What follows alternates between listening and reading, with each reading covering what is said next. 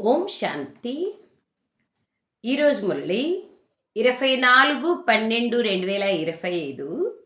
మధురమైన పిల్లలారా, అవినాశి జ్ఞాన రత్నాల దానమే మహాదానము. ఈ దానము ద్వారానే రాజ్యభాగ్యము ప్రాప్తిస్తుంది. కావున మహాదానులుగా కండి. దాని, మహాదాని, వరదాని. సో గుణాల దానం మరియు శక్తుల దానం సర్వశ్రేష్ఠ దానం. అందుకోసం బాబా అంటున్నారు, జ్ఞానదానం మహాదానం. దానాలు 14 రకాలు. అందులో సర్వశ్రేష్ఠ దానం జ్ఞానదానం, గుణాల దానం, శక్తుల దానం. అందుకై బాబా అంటున్నారు, మధురమైన పిల్లలారా, అవినాశి జ్ఞానరత్నాల దానమే మహాదానము. ఈ దానము ద్వారానే రాజ్యభాగ్యము ప్రాప్తిస్తుంది. కావున మహాదానులుగా అవ్వండి. జవాబు. ప్రశ్న: ఏ పిల్లలకైతే సేవ పైన అభిరుచి ఉంటుందో వారి ముఖ్య లక్షణాలు ఎలా ఉంటాయి? జవాబు: వారికి పాత ప్రపంచ వాతావరణం ఏమాత్రము నచ్చదు. వారికి అనేకులకు సేవ చేసి తన సమానంగా తయారు చేయడంలోనే సంతోషం కలుగుతుంది. 3. వారికి చదువుకోవడం మరియు చదివించడంలోనే విశ్రాంతి లభిస్తుంది. 4. అర్థం చేయిస్తూ గొంతు పాడైపోయినా వారు సంతోషంగానే ఉంటారు. 5. వారికి ఇతరుల ఆస్తి అవసరం లేదు. వారు ఎవరి ఆస్తి వెనక తమ సమయాన్ని వ్యర్థం చేసుకోరు. 6. వారి బంధాలు అన్ని వైపుల నుంచి తెగిపోయి ఉంటాయి. 7. వారు బాబా సమానంగా ఉదార చిత్తులుగా ఉంటారు. వారికి సేవ తప్ప ఇంకేమీ ఇష్టమనిపించదు. ఎంత బాగుంది చూడండి. నిన్నంతా సంకల్పాల గురించి, ఈరోజంతా సేవ గురించి. సేవ వాళ్ళకి పాత ప్రపంచం యొక్క వాతావరణం నచ్చదు. అనేకులకు సేవ చేసి తన సమానంగా చేస్తూ ఉంటారు. చదువుకోవడం చదివించడంలోనే వాళ్ళకి విశ్రాంతి ఉంటుంది. అర్థం చేయిస్తూ గొంతు పాడైపోయినా వాళ్ళు సంతోషంగానే ఉంటారు. వారికి ఇతరుల ఆస్తి అవసరం లేదు. బాబా ఇక్కడ ఆస్తి గురించి చెప్తున్నారు. వారు ఎవరి ఆస్తి వెనక తమ సమయాన్ని వ్యర్థం చేసుకోరు. వారి బంధాలు అన్ని వైపుల నుంచి తెగిపోయి ఉంటాయి. వారు బాబా సమానంగా ఉదార చిత్తులుగా ఉంటారు. వారికి సేవ తప్ప ఇంకేది ఇష్టం అనిపించదు. చాలా చాలా బ్యూటిఫుల్గా ఉంది. ధారణ అయిపోతే కంప్లీట్గా రాజ్యభాగ్యం అనేది తప్పక ప్రాప్తిస్తుంది. లోతుగా ఉంది, బాగా అర్థం చేసుకొని దాన్ని ఫాలో కావాల. పాట: ఓం నమ శివాయ. ఓం శాంతి. ఓం శాంతి. బాబా ఏ ఆత్మిక తండ్రి మహిమనైతే విన్నారో వారే స్వయంగా కూర్చొని పిల్లలకు చదివిస్తున్నారు. ఇది పాఠశాల కదా. మీరందరూ ఇక్కడ కూర్చొని టీచర్ ద్వారా చదువుకుంటున్నారు. వీరు ఉన్నతోన్నతులైన టీచర్. వారినే పరంపిత అని కూడా అంటారు. పరంపిత అని ఆత్మిక తండ్రినే అంటారు. లౌకిక తండ్రిని ఎప్పుడూ పరంపిత అనరు. ఇప్పుడు మేము పారలౌకిక తండ్రి దగ్గర కూర్చొని ఉన్నాము అని మీరంటారు. కొందరు ఇక్కడ కూర్చున్నారు, కొందరు అతిథులుగా వస్తారు. మేము బేహద్ తండ్రి వద్ద వారసత్వం తీసుకునేందుకు కూర్చున్నాము అని మీరు భావిస్తారు. కావున మీకు లోపల ఎంతటి సంతోషం ఉండాలి. మనుషులైతే పాపం పిలుస్తూనే ఉంటారు. ఈ సమయంలో ప్రపంచంలోని వారంతా, బాబా అంటున్నారు, ప్రపంచంలోని వారంతా శాంతి కావాలి ప్రపంచంలో అని కోరుకుంటున్నారు. పాపం వారికి శాంతి అంటే ఏమిటో తెలీదు. ఎక్కడుంటుందో కూడా తెలియదు. ఎవరు వచ్చిస్తారో కూడా తెలియదు. జ్ఞాన సాగరుడు, శాంతి సాగరుడైన తండ్రియే శాంతి స్థాపన చేస్తారు. నిరాకార ప్రపంచంలోనే శాంతి ఉంటుంది. పరంధామంలో ప్రపంచంలో శాంతి ఎలా ఏర్పడుతుంది అని ఇక్కడ ఎన్నో సమావేశాలు చేస్తారు. ఇప్పుడు కొత్త ప్రపంచమైన సత్యుగంలో ఏకధర్మం ఉన్నప్పుడు శాంతి ఉండేది. కొత్త ప్రపంచంను ప్యారడైజ్ అంటారు, దేవతల ప్రపంచం అంటారు. శాస్త్రాల్లో అక్కడక్కడ అశాంతి విషయాలను రాసేసినారు. ఎన్నో రాసినారు. ద్వాపర యుగంలో కంసుడున్నాడని అశాంతి విషయాలు, సత్యుగంలో హిరణ్యకశిపుడున్నాడని, త్రేతాయుగంలో రావణాసురుడున్నాడని రకరకాలుగా చూపించినారు. ఇలా అన్ని చోట్ల అశాంతి ఉండేట్లుగా చూపించినారు. పాపం మనుషులు ఎంత ఘోరాంధకారంలో ఉన్నారు. బేహద్దు తండ్రిని పిలుస్తూ ఉన్నారు. ఎప్పుడైతే భగవంతుడైన తండ్రి వస్తారో అప్పుడు వారే వచ్చి శాంతి స్థాపన చేస్తారు. పాపం భగవంతుడి గురించి ఎవరికీ తెలియదు. కొత్త ప్రపంచంలోనే శాంతి ఉంటుంది, అది పాత ప్రపంచంలో ఉండదు. కొత్త ప్రపంచ స్థాపనం చేసేవారు ఒక్క బాబాని. మీరొచ్చి శాంతి స్థాపన చేయండి అని వారినే పిలుస్తారు. శాంతిదేవా అని ఆర్య సమాజం వారు కూడా గాయనం చేస్తూ ఉంటారు. మొట్టమొదటి విషయము పవిత్రత. ఇప్పుడు మీరు పవిత్రంగా అవుతున్నారు. అక్కడ పవిత్రత ఉంది, ఆరోగ్యం ఉంది, సంపద అన్నీ ఉన్నాయి. ధనము లేకపోతే మనుష్యులు ఉదాసీనులైపోతారు. ఇప్పుడు మీరు ఈ లక్ష్మీనారాయణల వలె ధనవంతులుగా అయ్యేందుకు ఇక్కడికి వచ్చారు. మీరు విశ్వాధిపతులుగా ఉండేవారు కదా, విశ్వాధిపతులుగా అయ్యేందుకు మీరు ఇక్కడికి వస్తారు. కానీ ఆ తెలివి కూడా అందరికీ నంబర్ వారుగానే ఉంది. ప్రభాత యాత్రలు చేసినప్పుడు లక్ష్మీనారాయణ చిత్రాన్ని కూడా తప్పకుండా తీసుకెళ్ళండి. ప్రభాత యాత్ర అంటే శాంతి యాత్ర చేసినప్పుడు లక్ష్మీనారాయణ యొక్క చిత్రం ఒక కాలంలో తీసుకెళ్లేవాళ్ళం. ఇటువంటి ఉపాయాన్ని రచించండి. ఇప్పుడు పిల్లల బుద్ధి పారస బుద్ధిగా అవుతోంది. ఎంత అవుతోంది అనేది స్వయం చెక్ చేసుకోవాలా. ఈ సమయంలో తమోప్రధానుల నుండి రజో వరకు చేరుకున్నారు. ఇప్పుడు ఇక సతోగా అయ్యి సతో ప్రధాన స్థితికి చేరుకోవాలి. Underline point. ఇప్పుడు ఆ శక్తి లేదు, స్మృతిలో ఉండడం లేదు. అది యోగ శక్తిలో లోపం ఎంతో ఉంది. వెంటనే సతోప్రధానంగా అవ్వలేరు. క్షణంలో జీవన్ముక్తి అనే గాయనం ఏదైతే ఉందో అది సరైనది. మీరు బ్రాహ్మణులుగా అయ్యారు అనగా జీవన్ముక్తులుగా అయిపోయినట్లే. మళ్ళీ జీవన్ముక్తిలో కూడా సర్వోత్తములు, మధ్యములు, కనిష్ఠులు కూడా ఉంటారు. జీవన్ముక్తిలో కూడా ఉంటారు, కానీ భేదాభిప్రాయం ఉండదు. ఎవరైతే తండ్రికి చెందిన వారిగా అవుతారో వారికి జీవన్ముక్త పదవి తప్పక లభిస్తుంది. బాబాకు చెందిన వారిగా అయ్యి మళ్ళీ బాబాను వదిలేసినా జీవన్ముక్తి అయితే తప్పకుండా లభిస్తుంది. చూస్తున్నారా ఎంత కరుణాసాగరుడు. స్వర్గంలో ఊడ్చేవారిగా అయిపోతారు. స్వర్గంలోకైతే వస్తారు కానీ సేవ చేసేవారిగా అవుతారు, కానీ స్వర్గంలోకైతే వెళ్తారు.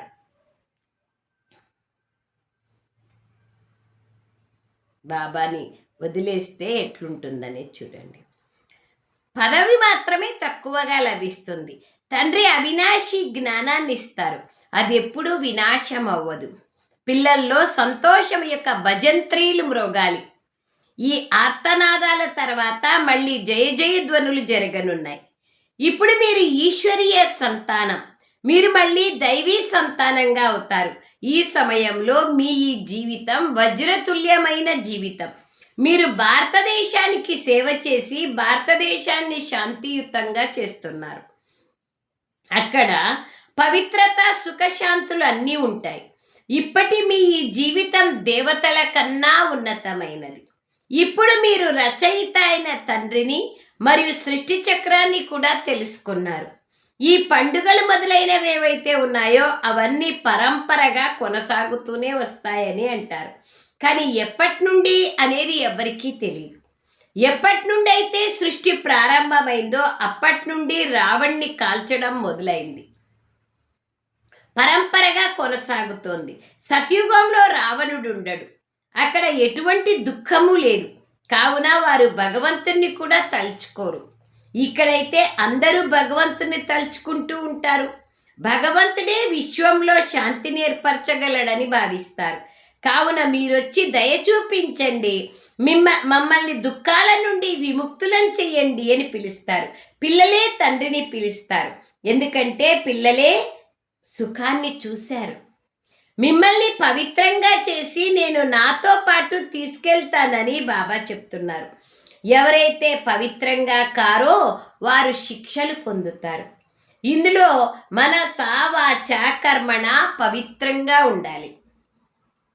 మనస్సు కూడా చాలా బాగుండాలి. ఎంతగా కష్టపడాలంటే చివరి సమయంలో మనస్సులో ఎటువంటి వ్యర్థ సంకల్పము రాకూడదు. ఒక్క తండ్రి తప్ప ఇంకెవ్వరూ గుర్తుకు రాకూడదు. ఎప్పటి వరకైతే కర్మాతీత స్థితి ఏర్పడదో అప్పటి వరకు మనస్సు వరకు వస్తూ ఉంటాయి. భలే కర్మలేకి రాకపోయినా మనస్సు వరకు వస్తూ ఉంటాయి వ్యర్థ సంకల్పాలు. బాబా అర్థం చేయిస్తున్నారు, హనుమంతుని వలె స్థిరంగా అయిపోండి. అందులో ఎంతో కష్టపడాల్సి ఉంటుంది.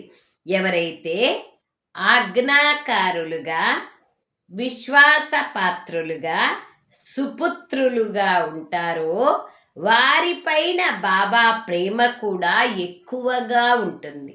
అండర్లైన్ చేసుకోండి.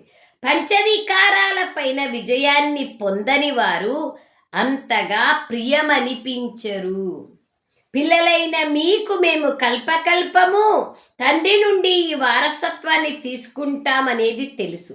మరి ఈ సంతోషం యొక్క పాదరసం ఎంతగా పైకెక్కి ఉండాలి. స్థాపనైతే తప్పకుండా జరగాల్సి ఉంది. ఈ పాత ప్రపంచం తప్పకుండా శ్మశాన వాటికగా అవుతోంది. మనం స్వర్గంలోకి వెళ్లేందుకు కల్పపూర్వం వలె పురుషార్థం చేస్తున్నాం. ఇది శ్మశాన వాటిక కదా. పాత ప్రపంచం మరియు కొత్త ప్రపంచ వివరణ మెట్ల చిత్రంలో ఉంది. ఈ మెట్లు ఎంత బాగున్నాయి, నిచ్చెన చిత్రం. అయినా మనుషులు అర్థం చేసుకోరు. ఇక్కడ సాగర తీరంపై ఉండేవారు కూడా పూర్తిగా అర్థం చేసుకోరు. అంటే బాబా ఇంట్లో ఉండేవాళ్ళు కూడా అర్థం చేసుకోరు. మీరు జ్ఞాన ధనమునైతే తప్పకుండా దానం చేయాలి కదా. ధనమిచ్చినా అది తరగకూడదు. దాన్నే మహాదాని అని అంటారు. వారినే మహాదాని అంటారు.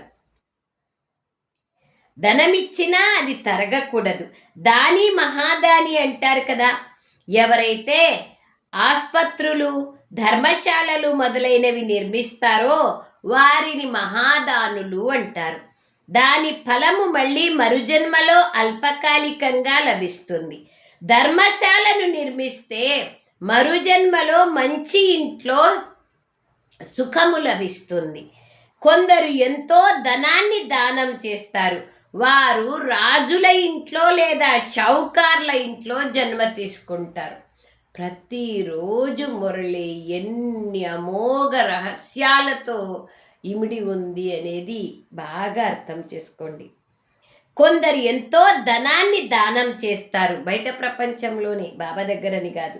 వారు రాజుల ఇంట్లో, షౌకార్ల ఇంట్లో జన్మ తీసుకుంటారు. ఆ విధంగా దానము ద్వారానే అవుతారు. మీరు చదువు ద్వారా రాజ్య పదవిని పొందుతారు. ఇది చదువు మరియు దానం కూడా. ఇక్కడైతే ప్రత్యక్షంగా లభిస్తుంది, భక్తి మార్గంలో పరోక్షంగా లభిస్తుంది. శివబాబా మిమ్మల్ని చదువు ద్వారా ఈ విధంగా తయారు చేస్తున్నారు. శివబాబా వద్ద అవినాశి జ్ఞాన రత్నాలు ఉన్నాయి. ఒక్కొక్క రత్నము లక్షల రూపాయల విలువ చేస్తుంది. భక్తి గురించి ఇలా అనరు, జ్ఞానమని దీనినే అంటారు. శాస్త్రాలలో భక్తి యొక్క జ్ఞానం ఉంది. భక్తి ఎలా చేయాలనో దాని శిక్షణ అక్కడ లభిస్తుంది. పిల్లలైన మీకైతే జ్ఞానము, అపారమైన జ్ఞానము యొక్క నశ ఉంది. మీకు భక్తి తర్వాత జ్ఞానం లభిస్తుంది. భక్తి యొక్క ఫలమే జ్ఞానం, జ్ఞానం యొక్క ఫలమే వైరాగ్యం. జ్ఞానము ద్వారా విశ్వరాజ్యాధికారం యొక్క నశ కపాలం వరకు ఎక్కుతోంది. ఎవరైతే ఎక్కువగా సేవలు చేస్తారో వారికి నశ ఎక్కుతుంది. ప్రదర్శని లేదా మ్యూజియంలలో కూడా బాగా భాషణం చేసేవారినే పిలుస్తారు కదా. అక్కడ కూడా తప్పకుండా నంబర్ వారుగా ఉంటారు. మహారథులు, గుర్రపు సవారి, కాల్బలం వాళ్ళు ఉంటారు. దిల్వాడా మందిరంలో కూడా స్మృతి చిహ్నాలు తయారు చేయబడి ఉన్నాయి. ఇది చైతన్యమైన దిల్వాడా మందిరం, అది జడమైనది అని మీరు అంటారు. మీరు గుప్తమైన వారు కావున మిమ్మల్ని గురించి వారికి తెలియదు. మీరు రాజఋషులు. ఎవరు మనము? రాజఋషులు. హఠయోగి ఋషులు. వారు హఠయోగి ఋషులు. ఇప్పుడు మీరు జ్ఞానేశ్వరీలు. మనమెవరు? జ్ఞానేశ్వరీలు. తర్వాత రాజరాజేశ్వరీలుగా అవుతాం. యోగేశ్వరీల నుండి రాజరాజేశ్వరీలుగా అవుతాం. జ్ఞాన సాగరుడు మీకు జ్ఞానాన్ని ఇస్తున్నారు. సో ఈరోజు సోమానము జ్ఞానేశ్వర్లం. వీరు అవినాశి డాక్టర్కి పిల్లలు. సర్జనే నాడిని చూస్తారు కదా, డాక్టరే నాడిని చూస్తారు. ఎవరైతే తమ నాడిని తెలుసుకోరో వారు ఇతరుల నాడిని ఎలా తెలుసుకోగలరు? వీరు అవినాశి డాక్టర్. మీరు అవినాశి డాక్టర్కి పిల్లలు కదా. సద్గురువు జ్ఞాన అంజనాన్ని ఇచ్చారు అని గాయనం ఉంది. ఇది జ్ఞానం అనే ఇంజెక్షన్. ఆత్మకు ఇంజెక్షన్ ఇవ్వడం జరుగుతుంది. ఈ మహిమ కూడా ఇప్పటిదే. సద్గురువుకే మహిమ ఉంది. గురువులకి కూడా జ్ఞాన ఇంజెక్షన్ని సద్గురువే ఇస్తారు. మీరు అవినాశి డాక్టర్ పిల్లలు. అందరికీ జ్ఞానం అనే ఇంజెక్షన్ ఇవ్వడమే మీ వృత్తి. డాక్టర్లలో కూడా కొందరు నెలకు 1,00,000 సంపాదిస్తే కొందరు 500 కూడా కష్టంగా సంపాదిస్తారు. నంబర్ వారుగా ఒకరి తర్వాత ఒకరి వద్దకు వెళ్తూ ఉంటారు కదా. ఉరివేయమని హైకోర్టు సుప్రీంకోర్టులలో జడ్జిమెంట్ లభిస్తే క్షమించమని ప్రెసిడెంట్ వద్ద అపీల్ చేసుకుంటారు. వారు క్షమిస్తారు కూడా. పిల్లలైన మీకు నశ ఉండాలి. మీరు ఉదార చిత్తులుగా ఉండాలి. ఈ భగీరథుని లేకి బాబా ప్రవేశించారు బ్రహ్మరథం లేకి. కావున బాబా వీరిని ఉదార చిత్తులుగా తయారు చేశారు. ఎంత ఉదార చిత్తులు! ఒక్క ఏటుతో తన దగ్గర ఉన్న సర్వ ఆస్తి, చిరాస్తి, స్థిరాస్తి, చరాస్తి అన్నీ కంప్లీట్గా ఒక్క సెకండ్ కూడా ఆలోచన చేయకోకుండా స్వహా చేసేస్తున్నారు బ్రహ్మ బాబా. బాబా అందుకే అంటున్నారు ఉదార చిత్తులుగా తయారు చేశారు. వారు ఏమైనా చేయగలరు కదా శివబాబా. వారు వీరిలోకి వచ్చి యజమానిగా కూర్చున్నారు. దీనిని అంతటినీ భారతదేశ కళ్యాణం కోసం వినియోగించు అన్నారు. మీరు భారతదేశ కళ్యాణం కోసమే మీ ధనాన్ని ఉపయోగిస్తారు. ఖర్చు ఎక్కడి నుంచి తెస్తారు అని ఎవరైనా అడిగితే మేము మా తనువు మనస్సు ధనాల ద్వారానే సేవ చేస్తామని చెప్పండి. మేము రాజ్యం చేస్తాం కావున డబ్బు కూడా మేమే వినియోగిస్తాం కదా. మా ఖర్చులను మేమే భరిస్తాం. బ్రాహ్మణులైన మేము శ్రీమతం పైన రాజ్య స్థాపన చేస్తున్నాం.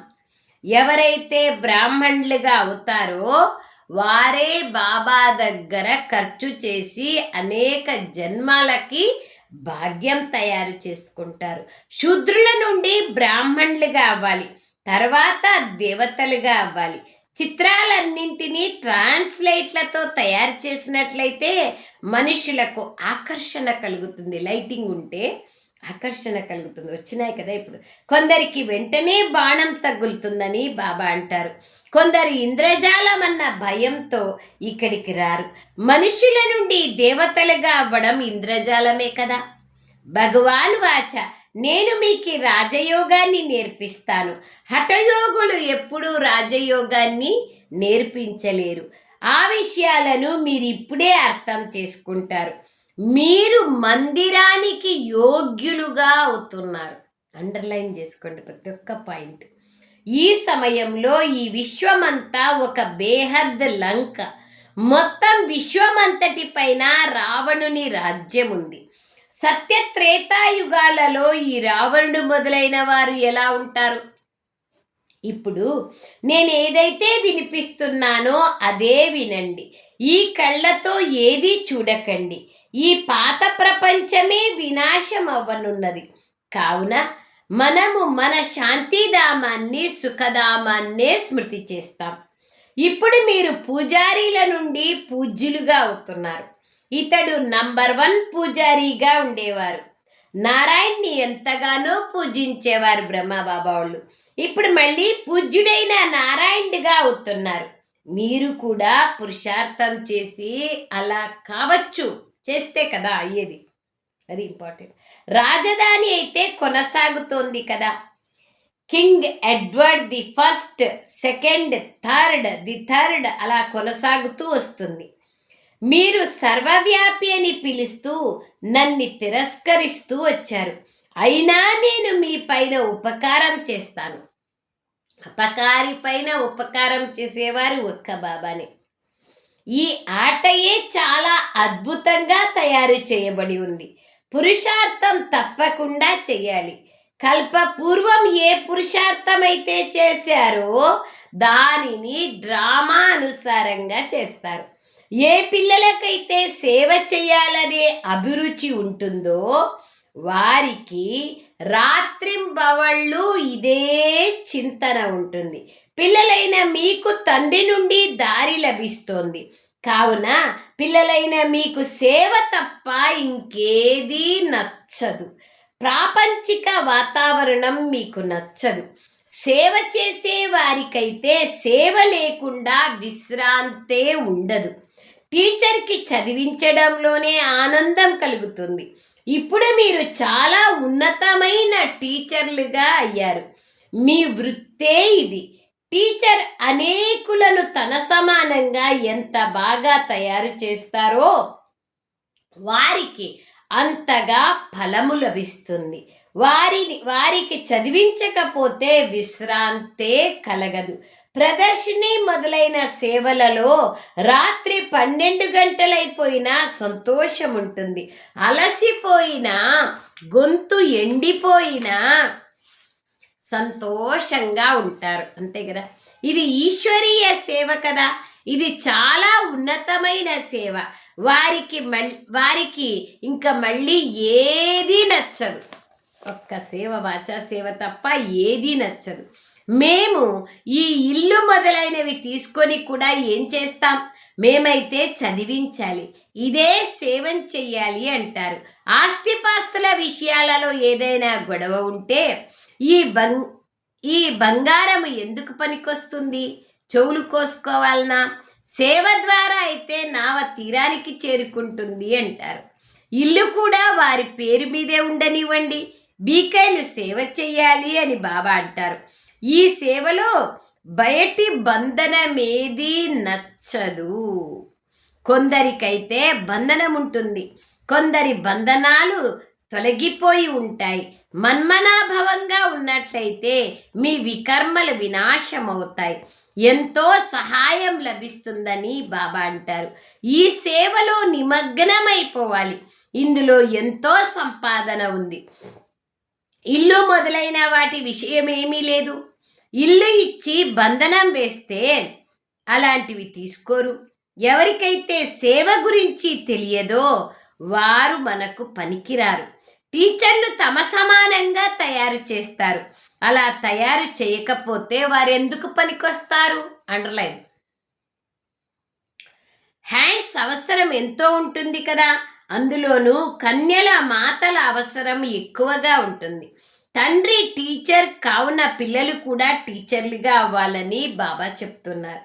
అలాగని టీచర్లు ఇంకే పని చేయలేరని కాదు, అన్ని పనులు చేయాల్సిందే. ఖచ్చితంగా అన్ని సేవలు చేస్తేనే ప్రాప్తి.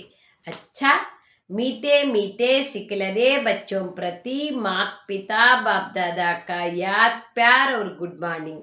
रूहानी बाप की रूहानी बच्चों को नमस्ते.